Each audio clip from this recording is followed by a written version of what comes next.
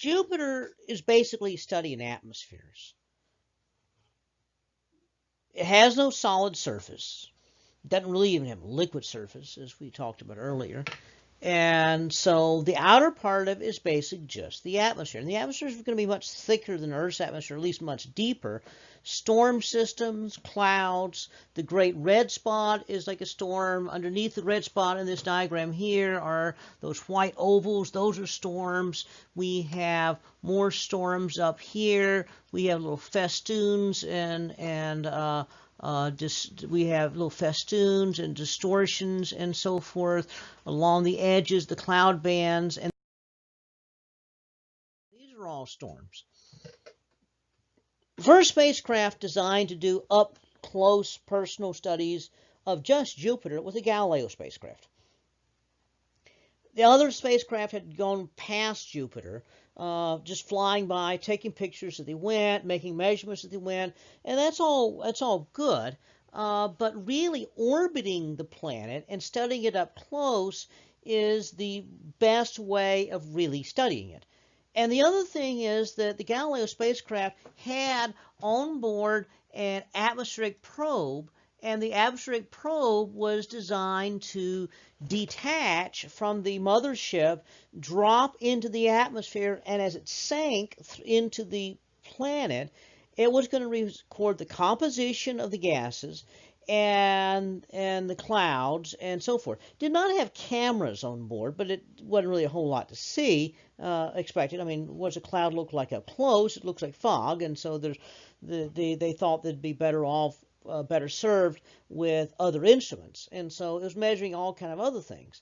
And the idea was to measure the composition of the clouds and see how that matched with the theories that we had of Jupiter and the cloud layers. Now, as it was going to drop into the atmosphere, it actually had to detach from the mothership a long time ahead of time, months ahead of time. Because it can't just go into orbit then drop drop into the planet. If the spacecraft is orbiting the planet, then the probe is orbiting with the spacecraft, and you can't just like let go and it fall into the planet. So what has to happen is that as they are approaching Jupiter, the probe detaches months before the spacecraft gets into orbit, and the spacecraft takes a slightly different trajectory, which puts it into orbit while the probe hits the atmosphere and then drops in. And so that's the plan. And so remember, it took like 6 years to get there. Launched from Earth, took sort of a circuitous route through the asteroid belt back towards Earth. Earth's gravity tossed it further out, and then it got to Jupiter. But it was a 6-year trip. And several months before it arrived at Jupiter, the atmospheric probe detached, headed towards Jupiter. And once it detached, it's just going. It had no rocket engines on its own to change course, not like the mothership. It just was pointed, aimed at Jupiter, and went. And we knew pretty much where it was going to land on Jupiter because we could calculate the rotation rate of Jupiter and the motion of Jupiter. We knew how where Jupiter was going to be and how much it would have turned by the time the spacecraft arrived. So as you're looking at Jupiter, then you see all these different storms going by. And that black dot going by is actually one of the moons going by. Don't worry about that. But all the storms moving, and again, this is like a stretched mosaic. Really, this is kind of what you would see if you were approaching Jupiter right there. And again, you see these variety of storms here. You see the black ovals that are formed. You see the spiraling great red spot. You see the swirls and festoons where the bands and zones move past each other. You see the little white ovals down there underneath the red spot. And every now and then, there's this really rare storm that forms that's just a little clear spot. And so now, and the little clear spots don't last very long. But here's the really weird thing. As the probe detached, started towards Jupiter, one of those really rare clear spots formed.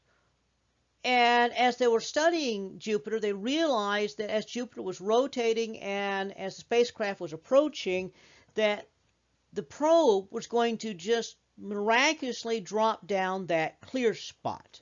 So that probe, which was launched 6 years earlier and was designed to study the layers of Jupiter's atmosphere and all the different cloud layers and the composition of the atmosphere, the moisture content, the chemical probes, and so forth. Oops. It went right down the middle of that unusually hot and clear spot.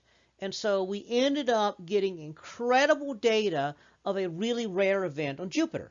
And so it's like, oh, okay, that's not what we intended to do. So our one spacecraft that dropped into the atmosphere, it measured the background composition of the atmosphere, the hydrogen and helium and so forth, but it, instead of getting the normal weather patterns, it got something really weird. So this would be kind of like you launch a spacecraft at Earth and it arrives and just happens to go right down the eye of a hurricane when it got there. And so you would think, well, maybe the eye of a hurricane is typical weather. Well, no, it's not typical weather. It's just this unusual sort of thing. And so that's what happened with Jupiter. And so we ended up getting really good data on a really rare part of the planet. So that was kind of unfortunate. Nonetheless, we got other good data coming up. We'll talk about that later.